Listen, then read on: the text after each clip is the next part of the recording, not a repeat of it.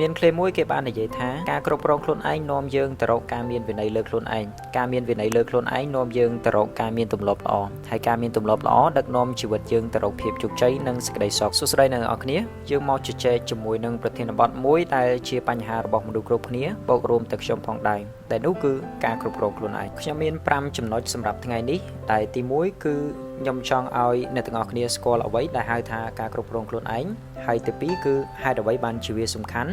ទី3គឺខ្ញុំមានឧទាហរណ៍ដើម្បីឲ្យអ្នកទាំងអស់គ្នាងាយស្រួលនៅក្នុងការប្រើប្រាស់នៅក្នុងជីវិតប្រចាំថ្ងៃហើយទី4គឺ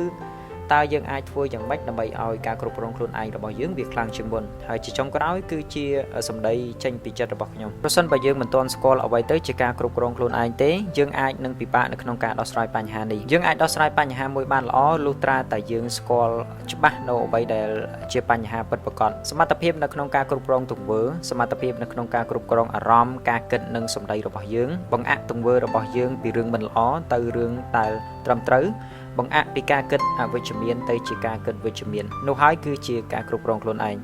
ប្រសិនបើមិនមានការគ្រប់គ្រងខ្លួនឯងទេអារម្មណ៍របស់យើងនឹងហោះហើរទម្លាប់របស់យើងមិនល្អហើយគោលដៅនៅតែជាគោលដៅដែលមិនសម្រេចហើយវាអាចធ្វើឲ្យយើងមានវិបដិសារីដោយសារតែទង្វើណាមួយដែលយើងធ្វើដោយមិនបានគ្រប់គ្រងខ្លួនឯងនេះដែរតែប្រសិនបើយើងរស់នៅជាមួយនឹងការគ្រប់គ្រងខ្លួនឯងវិញយើងកសាងវិន័យលើខ្លួនឯងកសាងសន្ទុះនិងភាពជឿជាក់រឹងមាំនឹងការប្រើប្រាស់អារម្មណ៍និងភាពច្បាស់លាស់របស់យើងផងដែរខ្ញុំលើកឧទាហរណ៍ឲ្យអ្នកទាំងអស់គ្នាមួយពីរដើម្បីឲ្យយល់កាន់តែច្បាស់ហើយងាយស្រួលនៅក្នុងការប្រើប្រាស់វានៅក្នុងជីវិតពិតជាក់ស្ដែងប្រសិនបើយើងខឹងនរណាម្នាក់ជំនួសដោយការប្រតិកម្មភ្លាមៗការគ្រប់គ្រងខ្លួនឯងរបស់យើងនឹងឆ្លើយតបថា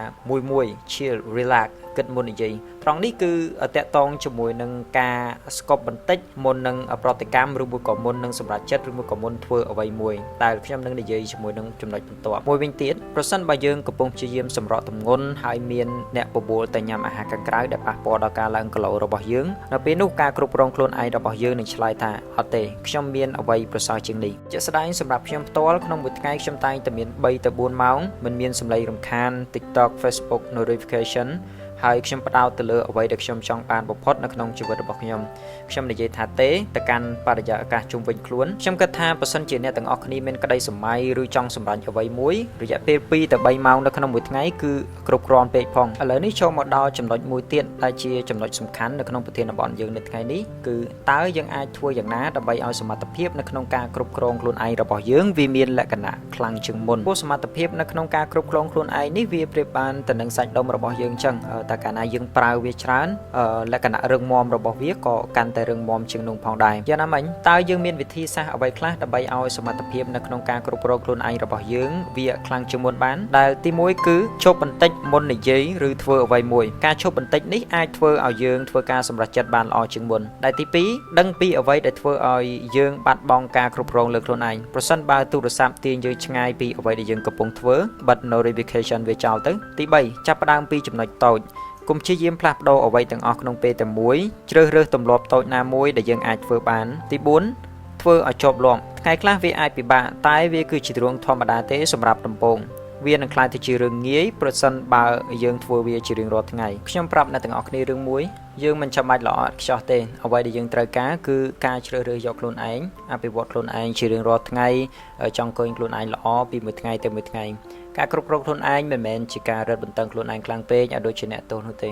តែជាការស្រឡាញ់ខ្លួនឯងហើយដាស់តឿនខ្លួនឯងហើយចង់ឃើញខ្លួនឯងសម្រេចចិត្តនៅអ្វីដែលត្រឹមត្រូវគ្រប់ពេលវេលាហើយតែកាលណាយើងធ្វើវាច្រើនសមត្ថភាពនៅក្នុងការគ្រប់គ្រងខ្លួនឯងរបស់យើងក៏កាន់តែមានភាពរឹងមាំជាងមុនហើយយើងក៏កាន់តែងាយស្រួលផងដែរអនាគតរបស់យើងនឹងទៅជាយ៉ាងណាគឺអាស្រ័យទៅលើការជ្រើសរើសរបស់យើងរស់នៅថ្ងៃនេះហើយអ្នកទាំងអស់គ្នា